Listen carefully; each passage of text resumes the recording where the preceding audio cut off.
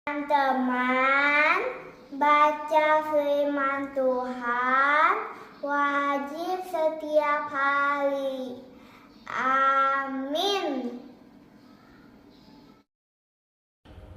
Shalom, selamat pagi dan selamat hari Minggu. Salam sehat buat kita semua. Firman Tuhan atau khotbah pada minggu ini di hari yang ke-224 dan minggu ke-11 setelah Trinitatis, tanggal 11 Agustus ya, diambil dari kitab Efesus atau surat daripada Paulus ke jemaat Efesus, pasal yang keempat, tertulis ayat 25 sampai 32. Namun saya bacakan mulai dari ayat 21 sesuai dengan perikop atau topik kehidupan yang baru dalam Kristus.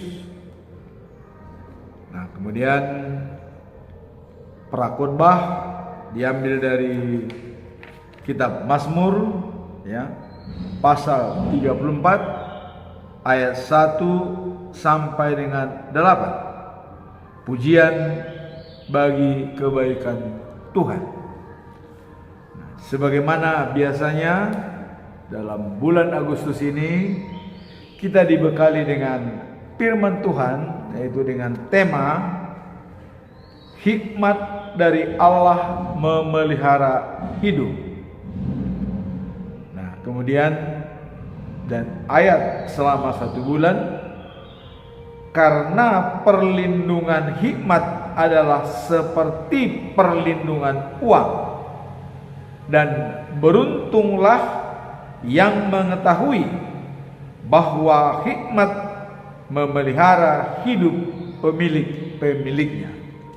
Itulah pedoman kita dalam 1 bulan. Hikmat adalah anugerah dari Allah.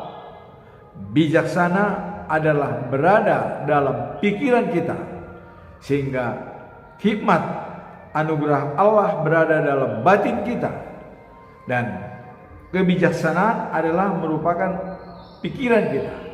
Nah, apabila hikmat dan kebijaksanaan berkolaborasi dalam diri kita, antara batin dan pikiran, antara Tuhan dan jiwa kita, itulah dikatakan hikmat kebijaksanaan yang bisa menyelesaikan tantangan hidup yang kita lalui.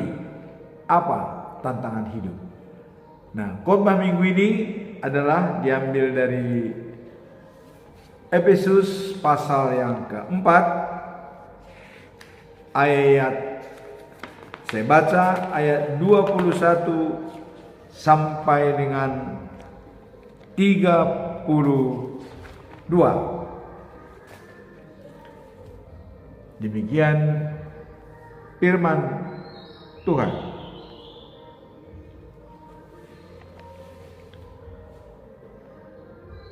Karena kamu telah mendengar tentang Dia dan menerima pengajaran di dalam Dia menurut kebenaran yang nyata dalam Yesus,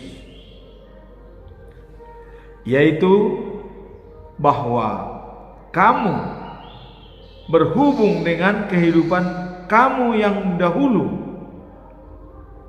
harus menanggalkan manusia lama yang menemui kebinasaannya oleh nafsunya yang menyesatkan, supaya kamu dibaharui di dalam roh dan pikiranmu, dan mengenakan manusia baru yang telah diciptakan menurut kehendak Allah di dalam kebenaran dan kedudukan yang sesungguhnya. Karena itu, buanglah dusta dan berkatalah benar seorang kepada orang lain, karena kita adalah sesama anggota jemaat.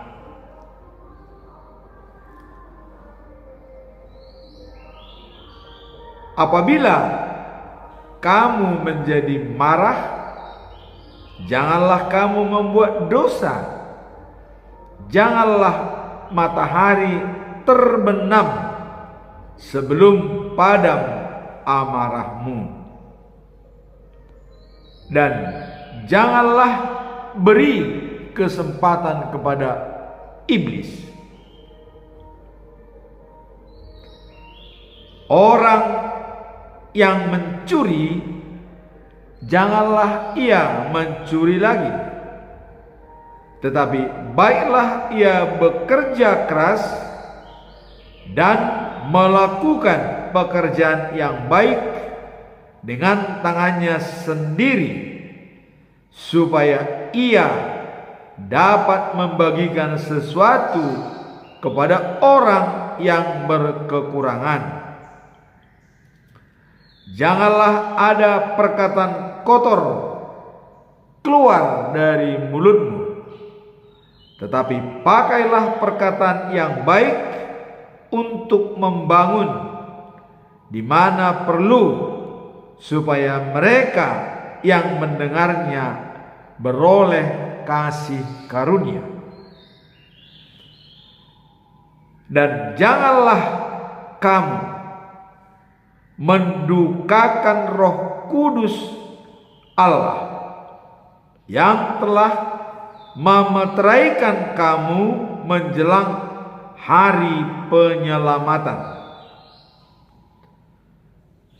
Segala kepahitan, kegeraman, kemarahan, pertikaian dan fitnah hendaklah dibuang dari antara kamu. Demikian pula segala kejahatan. Tetapi hendaklah kamu ramah seorang terhadap yang lain, penuh kasih mesra dan saling mengampuni, sebagaimana Allah di dalam Kristus telah mengampuni kamu. Demikianlah bacaan firman Tuhan. Sekarang kita masuk dalam topik minggu ini, yaitu dikatakan bahwa hidup baru dalam kasih Kristus. Dalam perikop ini saya akan coba membagi di dalam 6 bagian. Yang pertama adalah ayat yang ke-21 sampai dengan 23 itu mengatakan hidup baru bersama Yesus Kristus.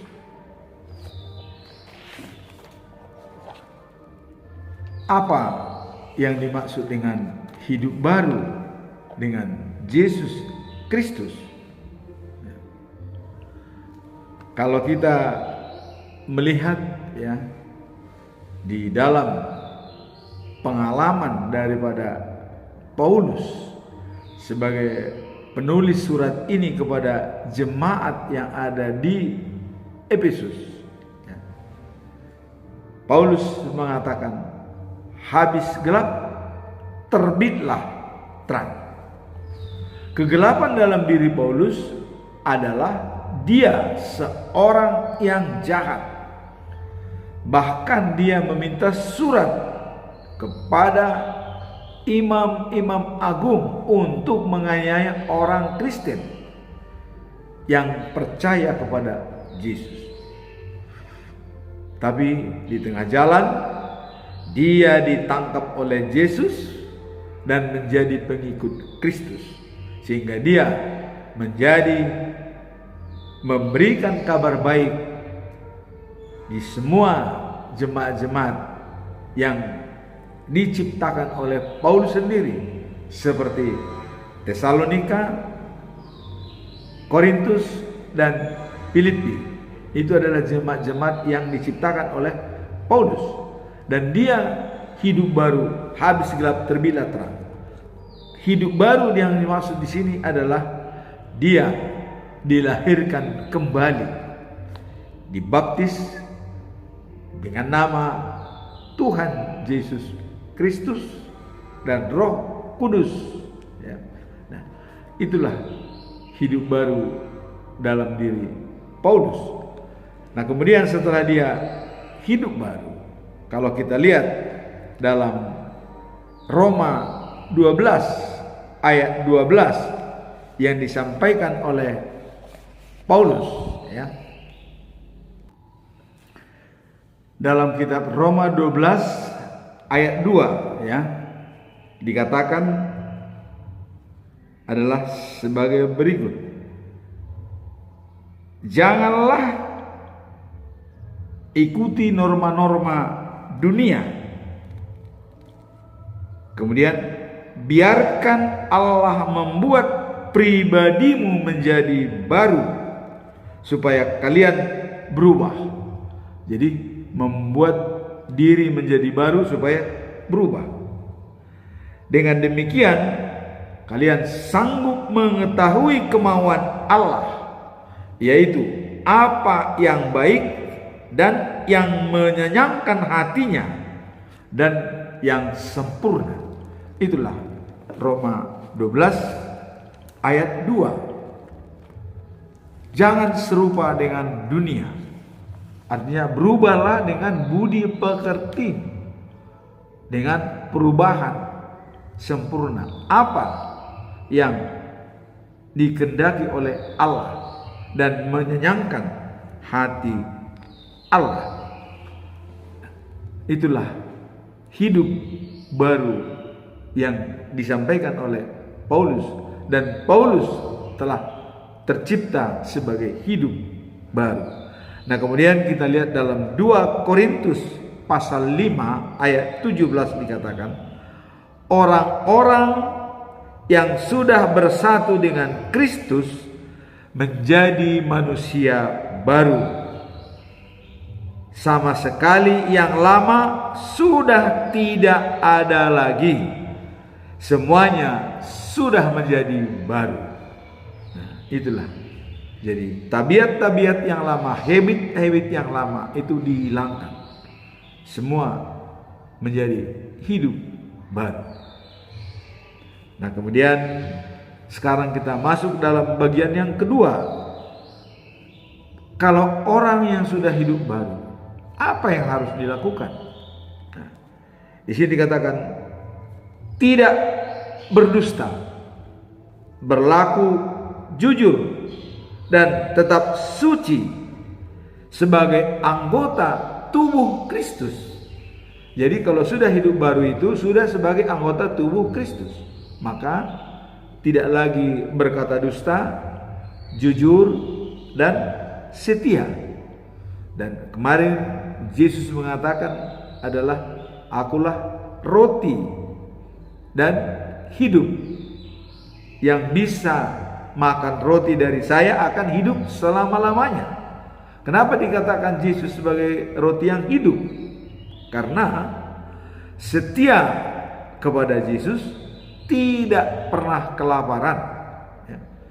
Kemudian percaya kepada Yesus tidak pernah kehausan. Jadi kuncinya ada dua, setia dan percaya. Tidak akan haus dan tidak akan kelaparan. Nah, kemudian dikatakan bahwa berlaku jujur, tidak berdusta, tetap suci sebagai anggota jemaat Allah. Nah, dalam menjaga kesucian ini memang kita perlu berpengalaman dengan Tuhan setiap saat. Nah, sehingga Daud mengatakan, aku diam dan berada di rumah Tuhan sepanjang masa. Rumah Tuhan itu yang mana? Adalah jiwanya, kekuatannya, ya, dan hatinya. Itulah rumah Tuhan. Jadi dirinya sebagai rumah Tuhan selalu dijaga dengan baik, dan itulah dikatakan suci. Nah, kemudian bagian yang ketiga, masalah marah dan menyebabkan dosa. Ini harus dihindari dan jangan beri kesempatan iblis dalam diri kita. Jadi jangan beri kesempatan iblis dalam diri kita. Marah adalah hak semua orang. Aristoteles mengatakan marah adalah hak setiap orang. Semua orang boleh marah. Tapi dikatakan beliau, marah tidak boleh dipendam. Marah tidak boleh dilampiaskan. Kalau begitu bagaimana? Kelolalah marah itu dengan baik. Nah, di sini dikatakan tadi, jangan sampai matahari terbenam, amarah tetap ada. Ya. Jadi sebelum terbenam matahari, selesaikan amarah kita itu. Dengan siapa kita marah? Kalau kita tidak bisa berhubungan dengan orang tersebut, kita bisa bawa dalam doa. Karena hanya kepada Tuhanlah pengampunan. Kalau kita sudah tidak marah lagi dengan dia, dan dengan sempurna kita menyampaikan kepada Tuhan, itu selesai, tidak ada masalah. Walaupun dia masih tak dendam sama kita, tapi kita sudah mengampuni dia. Maka Aristoteles mengatakan marah adalah hak setiap orang. Kemudian marah yang benar, kata Aristoteles, adalah marah kepada orang yang tepat, tujuan yang tepat, dan waktu yang tepat. Lakukan. Nah, marah tidak boleh seharian tanpa interval. Marah boleh seharian, tapi ada interval. Kelola marah itu. Jadi marah tidak meledak-ledak dan sambil bermain dengan tangan apa segala macam, barang segala macam. Kelola.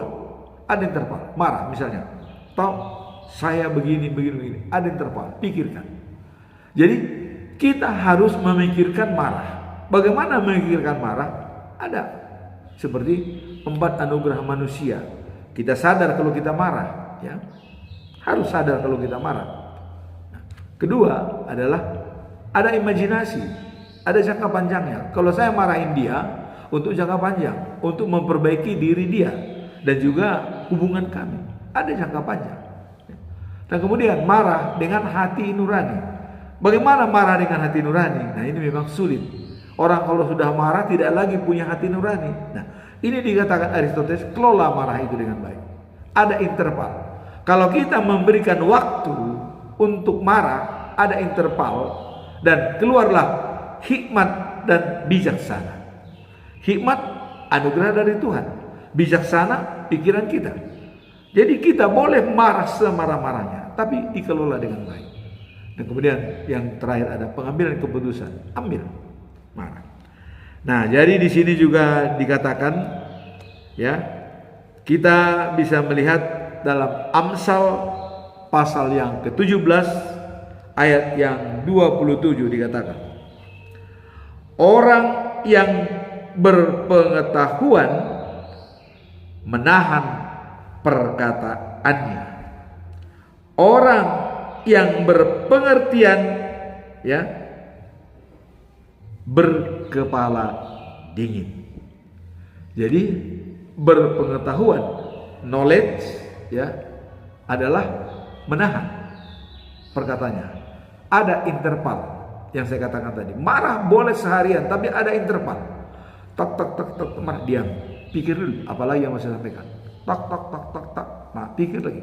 Jadi kita harus sempat memikirkan marah. Itulah dikatakan berpengetahuan, bisa menahan. Nah, kemudian yang berpengertian, artinya punya good understanding, pengertian yang baik, ya, dan dia bisa berkepala dingin.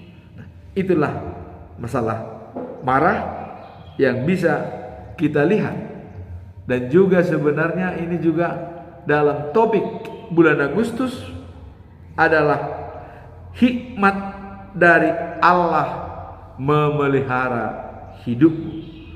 Jadi hikmat itu adalah merupakan dalam batin kita. Kemudian dilanjutkan dengan bijaksana pengetahuan. Jadi pengerti kita apa yang mau kita sampaikan.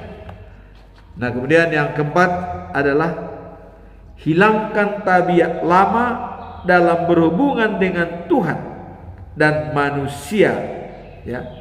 Memakai kata-kata kotor menjadi persuasif.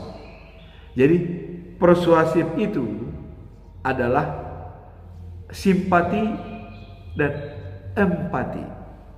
Simpati, kita peduli dengan orang lain, dan empati, merasakan apa yang dirasakan oleh orang lain. Jadi tidak membawa kebun binatang dalam rumah kita, ya.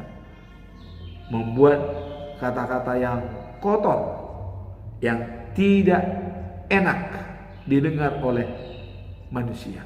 Dan jangan biarkan iblis bekerja dalam diri kita. Kalau iblis itu sangat muluk-muluk, tidak apa-apa, laksanakan saja. Nah, kemudian tidak ada masalah, itu jalankan. Itu biasanya. Jadi kalau dalam istilah orang Batak, ya, lamot-lamot hatani begu, risi-risi hatani jorna. Artinya kalau iblis menggoda itu sangat halus, sangat enak didengar. Tapi kalau manusia memang kayaknya keras, tegas, ya, tapi jelas. Nah, itulah. Jadi bukan berarti kalau ada manusia berkata halus bahwa itu dipengaruhi iblis, bukan. Bukan itu maksudnya. Artinya iblis itu supaya dia masuk ke dalam diri manusia tidak mungkin kasar. Kalau dia kasar tidak mungkin kita terima. Dia pasti halus, enak didengar, ya. Kok hibah, kita seolah-olah dirayu, dibawa ke alam yang enak, ya. Itu. Ya seperti contoh misalnya mau pergi ke gereja, ya. Ada orang yang mengajak bermain poli atau bermain di pantai. Datanglah si iblis. Wah, tenang aja. Kamu nggak akan masalah. Pergi aja dulu lah main bola atau main di pantai. Toh besok masih ada hari Minggu katanya. Nah, ini godaan. Besok masih ada. Enak kan? Tidak apa. Oh iya, nggak apa-apa lah. Toh juga besok masih ada. Iya. Jadi logik. Apa yang dikatakan iblis itu masuk akal. Tetapi bagi Tuhan itu sudah jelas tidak masuk akal. Lebih penting mana? Main bola atau ke gereja? Matius, ya, 6 ayat 33. Carilah dulu kerajaan Allah dan kebenarannya, baru yang lain akan diberikan kepadamu. Nah, itulah masalah godaan iblis yang harus kita jaga dengan baik agar dia tidak masuk dalam diri kita.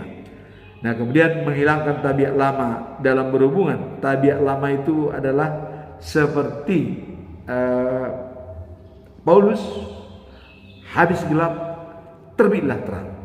Dia menghilangkan tabiat-tabiat yang lama.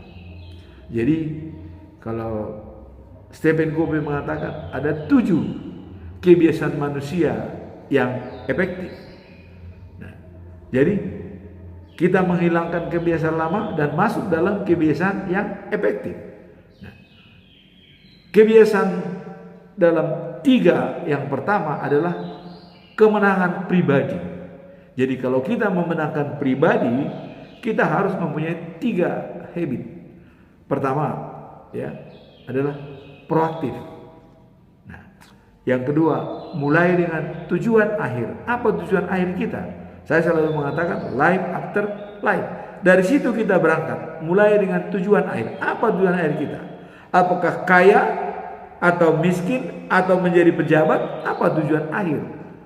Tapi kalau saya mengatakan tujuan akhir adalah life after life. Hidup setelah kehidupan hari ini. Nah, kemudian yang ketiga apa? Put the past thing first. Mulai dengan tujuan akhir, dahulukan yang utama. Nah, jadi mendahulukan tujuan akhir, mendahulukan yang utama. Apa yang utama? Nah, itulah dikatakan kita masuk dalam kuadran 1, krisis dan urgen. Apa yang krisis dan urgen? Ya. Kita tidak menjamin kalau besok masih hidup. Ya, tidak bisa. Nah, maka untuk menjamin kalau kita masih hidup besok, hadapi yang krisis itu important dan penting, berhubungan dengan Tuhan setiap pagi. Ini yang urgent setiap pagi, penting dan genting. Kenapa? Karena kita tidak bisa menjamin kalau besok kita masih hidup. Itu kuadran pertama, ya. Nah, kalau kuadran kedua itu perencanaan dengan matang dan bisa menyiapkan segala sesuatunya, yaitu kebutuhan primer dan sekunder. Jadi primer kita dahulukan, sekunder bisa kita rencanakan. Nah, kemudian setelah kita memenangkan pribadi, ya, kalau orang Batak dalam falsafah Batak, untuk memenangkan pribadi itu adalah dikatakan, ya, joloni dilat bibir, asanidok hata. Kemudian patung hangoluan, tois hama goan. Nilaka tujolo sinarihot tupudi. Jangan asal melangkah. Pantun, ya, hangoluan, hormat kehidupan. Tapi kita tidak pernah peduli dan kita merasa cuek. Tois itu adalah merupakan kematian. Nah, kemudian katanya setiap kita bicara lebih dahulu berpikir. Nah, itu kalau dalam orang Batak, ya, kemenangan pribadi. Kemudian masuk kita di dalam independen atau kemandirian, ya. Nah, bagaimana kalau kita supaya bisa mandiri? Tentu berhubungan dengan orang lain. Jadi tadinya kita memenangkan pribadi, kemudian masuk kita dalam interdependen, kesaling tergantungan. Nah, dikatakan dalam Habit 4, win-win solution. Apa itu win-win solution? Keberanian tinggi, timbang rasa tinggi. Inilah win-win solution. Tapi kalau kita keberanian tinggi, timbang rasa kurang, ini cenderung win-lose. Kita menang, yang lain kalah. Nah, atau timbang rasa tinggi, tapi tidak punya keberanian. Nah, ini juga loss win, ya. Dia tetap tidak punya keberanian, tapi timbang rasa tinggi, perasaannya. Tapi yang terbaik adalah timbang rasa tinggi, keberanian tinggi, courage tinggi, konsideran tinggi. Itulah dikatakan win-win solution, ya. Jadi punya keberanian tinggi dan punya timbang rasa yang tinggi. Nah, kemudian habit yang kelima adalah seek the best to understand and then to be understood. Mengerti lebih dahulu, baru dimengerti orang lain. Nah, kemarin kita mengatakan di sini adalah mendengar untuk memahami, berbicara untuk dipahami. Apakah sering kita mendengar tidak untuk memahami? Apakah kita sering berbicara bukan untuk dipahami? Nah, inilah filosofi untuk mendengar untuk memahami, berbicara untuk dipahami. Maka kata orang ahli mengatakan 2 kali mendengar, sekali berbicara, supaya kita mendapatkan pengertian yang baik. Nah, kemudian habit yang keenam adalah wujudkan sinergi. Bagaimana mewujudkan sinergi? Rayakan perbedaan. 1 tambah 1 normalnya adalah 2. Tapi 1 tambah 1 itu bisa menjadi 1000. Dari mana rumusnya? Bisa 1 tambah 1 sampai 1000. Coba kita lihat. Ya. Berapa Adam? 1. Berapa Hawa? 1. Digabung Adam dengan Hawa, berapa keturunannya? Tuh. Jadi hasilnya sangat-sangat imajinasi. Sangat banyak. Itulah 1 tambah 1 bisa lebih dari 2. Itu yang dia katakan sinergi. Jadi bagaimana kita mewujudkan sinergi? Kalau kita melihat dalam teori arah, ya, resultante daripada suatu arah. Misalnya dalam keluarga ada 10 orang dalam keluarga, ya. Suami istri jelas 2. Kemudian anak-anak ada 8. Nah, kemudian apakah dalam keluarga ini bisa hasilnya 0 atau bisa hasilnya 10 atau hasilnya 3 atau hasilnya cuma 4? Bisa terjadi dan bisa 0. Kalau hasilnya 0, misalnya begini, suami arahnya ke utara, istri arahnya ke selatan. Nah, kemudian anak perempuan ikut istri, arahnya ke selatan. Anak laki-laki ikut laki-laki, arahnya ke utara. Sehingga 4 anak perempuan mengikuti istri dan 4 anak laki-laki mengikuti suami. Akhirnya tarik-menariklah antara 5 dengan 5. 5 ke utara, 5 ke selatan. Hasilnya berapa? 0. Itulah teori dalam resultan, ya. Teori arah namanya. 0 hasilnya. Tapi bisa hasilnya juga bisa 3. Ya. Misalnya, ya, 7, ya, arah ke selatan dan 3 arah ke utara. Nah, hasilnya, ya, kalau arah ke utara tadi 7, arah ke selatan adalah 3. Ya. Hasilnya 4. 7 dikurang 3. Ya. Nah, atau yang mana berbuat baik dalam keluarga tersebut, harusnya itulah yang diikuti. Jangan mengikuti yang tidak berbuat baik. Nah, maka dalam waktu yang lalu kita mengatakan kalau ada orang tua berbuat baik dan selalu mengikuti aturan Tuhan, dia akan hidup. Tapi kalau ada 9 orang di antara keluarga tadi tidak mengikuti yang satu ini akan mati semua, kata Tuhan, akan mati. Nah, jadi artinya ukurannya dalam mewujudkan sinergi adalah bagaimana supaya kebaikan itu diciptakan. Jadi ada istilahnya hasilnya minus atau hasilnya plus.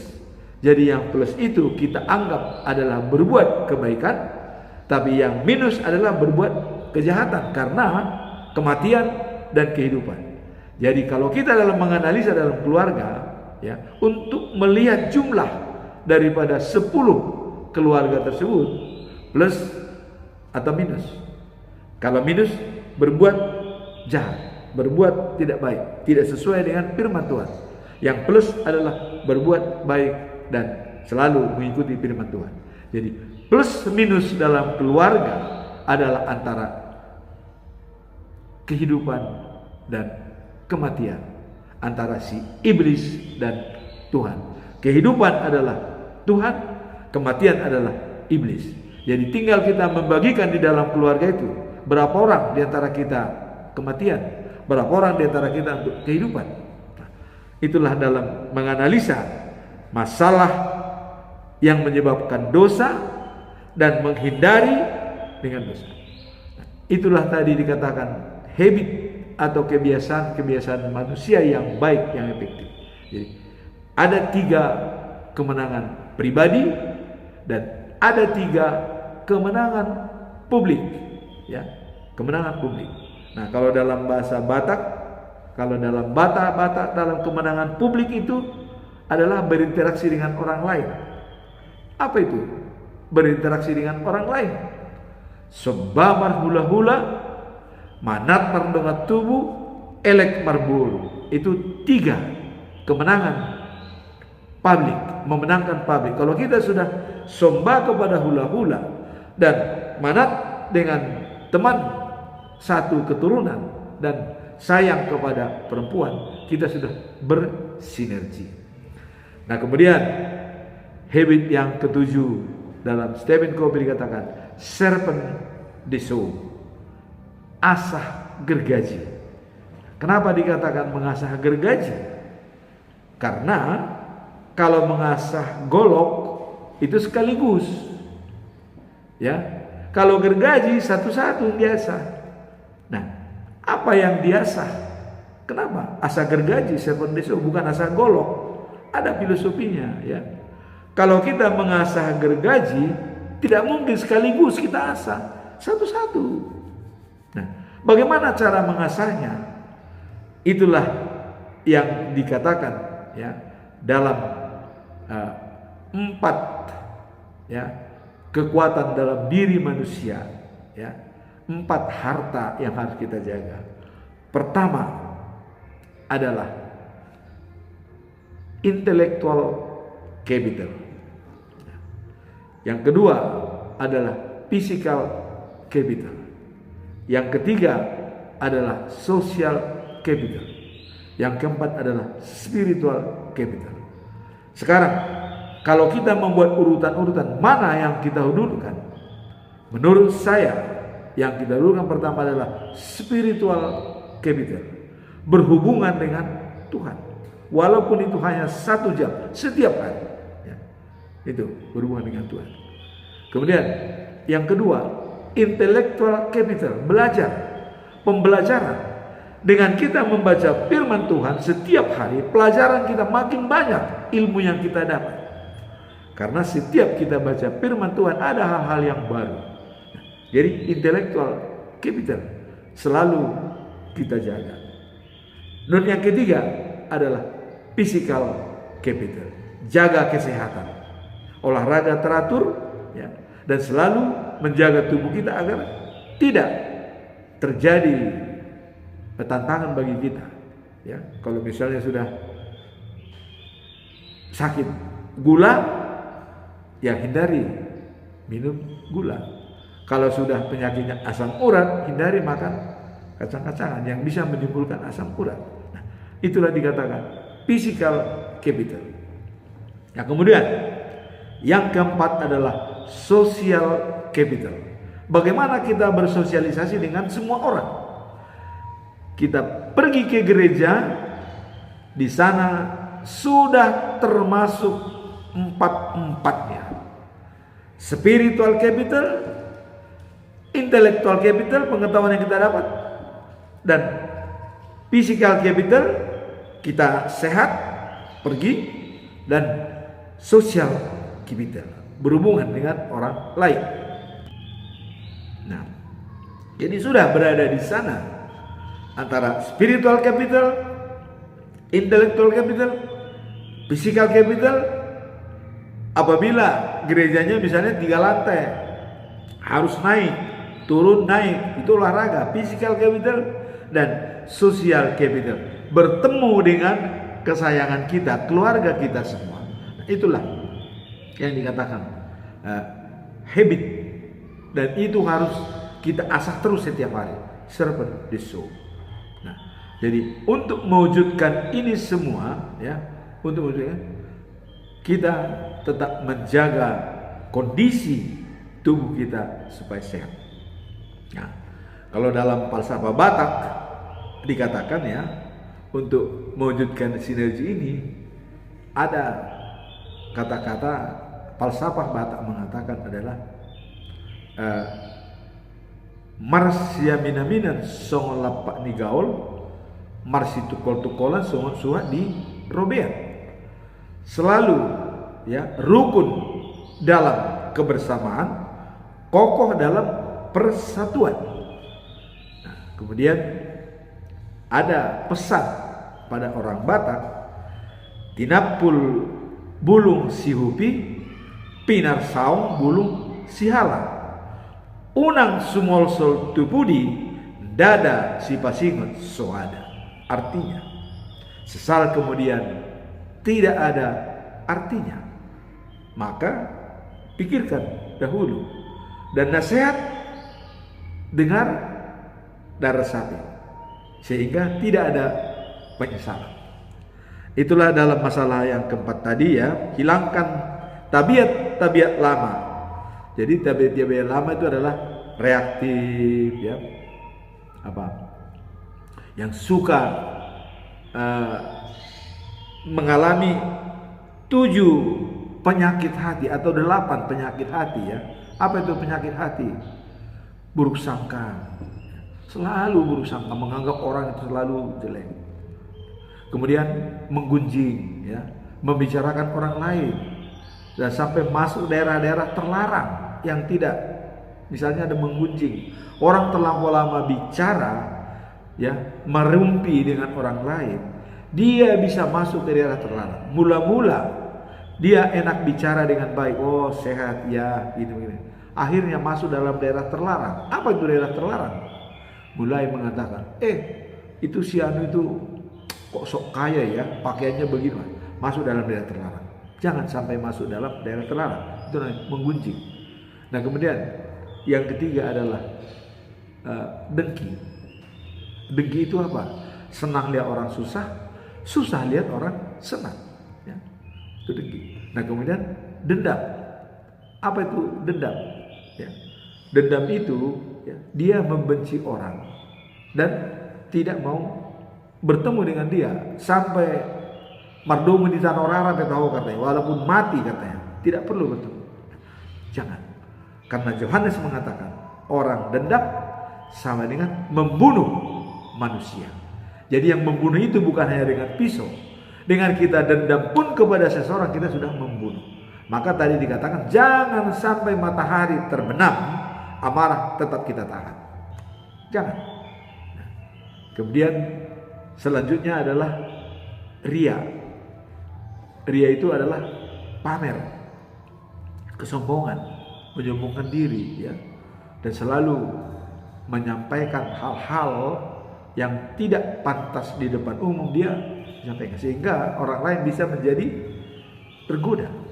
Jangan ria ya, atau dia menganggarkan kebolehannya. Nah, itulah dikatakan ada penyakit hati, ada 8 penyakit hati. Nah kemudian jangan berprasangka buruk ya, kepada orang lain. Nah, itulah penyakit hati, tabiat-tabiat yang lama harus kita hilangkan. Nah sehingga untuk menghadapi itu, itulah tadi kita harus memenangkan pribadi kita dan memenangkan publik, dan juga mengasah rohani kita, gergaji kita, diri kita setiap hari. Maka dikatakan oleh Aristoteles, kekuatan kita bukan perbuatan kita. Jadi bukan apa yang kita perbuat itu kekuatan kita, tidak. Tapi kekuatan kita adalah apa yang kita lakukan berulang-ulang. Contoh, makan setiap hari, sarapan pagi ya. Coba kita tidak makan seminggu, kita tidak menjadi kuat lagi. Jadi kekuatan kita adalah apa yang kita lakukan berulang-ulang, bukan perbuatan kita, tapi apa yang kita lakukan. Itulah kata Aristoteles, Nah, maka habit kita adalah kekuatan kita. Kebiasaan kita adalah kekuatan kita. Dan kita lakukanlah itu dengan persuasif. Artinya melihat situasi dan kondisi. Tapi Stephen Covey mengatakan kita jangan pernah didikte oleh lingkungan. Dipengaruhi boleh, tapi ditentukan tidak. Siapapun boleh mempengaruhi kita, tapi namun untuk menentukan kita adalah diri kita. Karena kepala diri kita sudah dimateraikan oleh Tuhan adalah jiwa, batin kita. Hukum-hukum Tuhan sudah ditulis pada diri kita, jiwa kita. Kemudian pikiran kita juga sudah bekerja dengan baik. Jadi jangan sampai kita didikte oleh orang lain atau ditentukan oleh orang lain. Banyak orang itu, ya. Tidak pernah dia berada dalam pendiriannya, sama seperti air di daun talas, ya. Berubah-ubah. Hari ini begini, besok begini. Hari ini begini, besok begini. Itu tidak boleh. Kita harus menjaga integritas kita. Apa itu integritas? Sesuai kata dengan perbuatan. Saya adalah saya dalam situasi apapun, susah, senang, duka cita, gembira, saya tetap saya. Tidak akan berubah. Itulah yang mempunyai integritas yang tinggi. Nah, kemudian yang kelima adalah jangan menyedihkan roh Allah karena sudah dimateraikan waktu dibaptis Sidi, ya, dan juga mungkin dalam perkawinan dan juga sebagai hamba Allah. Artinya, ya, perjanjian yang diberikan oleh Tuhan kepada bangsa Israel yang tertulis dalam Yeremia 31 ayat 33. Apa kata Allah? Hukum-hukumku ku taruh dalam batin mereka. Ingat, hikmah itu batin dan hikmah adalah karunia Allah. Jadi karunia Allah itu sudah ditanam dalam batin kita, ditaruh dalam batin kita. Kemudian dikatakan oleh Allah, kutulis dalam hati yang suci, hati yang di dalam God spot kita ini, God spot ditulis oleh Tuhan. Kemudian supaya jelas kata Allah, aku menjadi Allah mereka dan mereka menjadi umatku. Jadi di sini jangan menyedihkan roh Allah. Roh Allah itu apa? Yaitu yang dalam batin kita itu sudah ditulis dalam batin kita, dalam hati kita. Itu roh Allah. Jangan menyedihkan dia. Nah, jadi memang kalau menyedihkan ini memang pengalaman pribadi, ya. Melanggar raja. Apa kata Tuhan dalam menyedihkan roh ini? Akibatnya fatal. Bisa penjara. Ya, contoh saya hanya membuka gembok, Tuhan tidak saya ikutkan dalam diri saya, penjara 6 bulan. Walaupun siapapun pembelanya, padahal jaksa sudah berubah pasal, ditambah pasal supaya bisa masuk penjara. Kalau saya melihat itu adalah dari Tuhan. Karena kan kesalahan saya sendiri. Ya. Nah, dikatakan di sini, jangan menyedihkan roh Allah. Jadi saya pernah bertanya kepada Tuhan Allah. Saya sudah pernah katakan seperti begini. Tahun 94 saya menang main judi, ya. 70.000 waktu itu, tahun 94 menang. Pulang jam 4 pagi, ya, dengan membawa uang 70.000, wah enak. Saya tanya kepada Tuhan, Tuhan, saya menang main judi 70.000. Tolong berikan kebenaran daripada semua ini. Apakah saya salah atau tidak? Tolong berikan Tuhan. Itu dijawab oleh Tuhan. Jelas dijawab langsung. Ya. Pertama, Tuhan bertanya, siapa menciptakan kamu? Oh, gampang, Tuhan. Ya.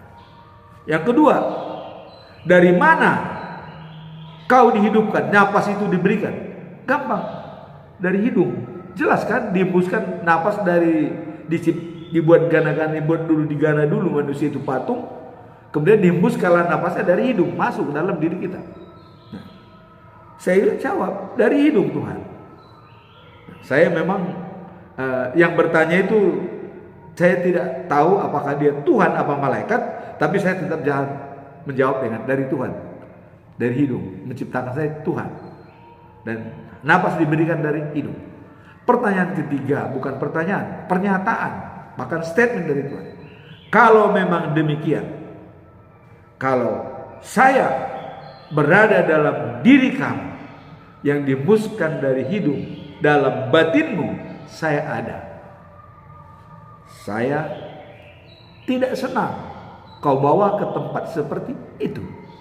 Jadi bukan Tuhan mengatakan main judi itu dosa, atau menang atau kalah itu adalah dosa. Tidak, Tuhan tidak mengatakan itu. Tuhan hanya mengatakan, saya tidak senang kau bawa ke tempat itu. Udah, berarti kita yang harus berpikir. Nah kemudian pada tahun 2018, 19 Januari ya, saya membuka gembok secara paksa. Tuhan tidak saya bawa dari diri saya. Penjara 6 bulan. Jelas. Nah, jadi bukan karena pembela tidak benar, tapi memang itu kehendak Tuhan, ya, kehendak Tuhan. Karena pembela sudah berjuang mati-matian. Bahkan ada pasal-pasal yang ditambah oleh jaksa itu dilaporkan ke Jaksa Agung, dan Jaksa Agung sudah menurunkan sanksi kepada pembuat pasal tersebut, berarti salah. Tapi hasil tetap masuk penjara. Itulah kalau sudah Tuhan berkehendak. Nah, maka sebelum itu jangan menyedihkan roh Allah yang ada pada diri kita. Jangan menyedihkan roh Allah, sama sekali jangan. Atau jangan menyalibkan Tuhan kedua kali. Apa itu? Kalau kita berbuat, orang lain mencela, wah Tuhannya itu nggak benar. Jadi jangan sampai karena kelakuan kita Allah itu dicela oleh orang lain. Oh tidak benar itu Tuhannya itu perbuatan. Jangan sampai. Itulah dikatakan menyedihkan roh Allah ya, karena sudah dimateraikan waktu dibaptis. Waktu kita dibaptis, ya sudah dimateraikan sebagai pewaris kerajaan Allah. Allah sudah berada dalam kita. Ditambah lagi pada waktu pendewasaan iman pada bagi yang melakukan sidi, HKBP itu jelas melakukan sidi.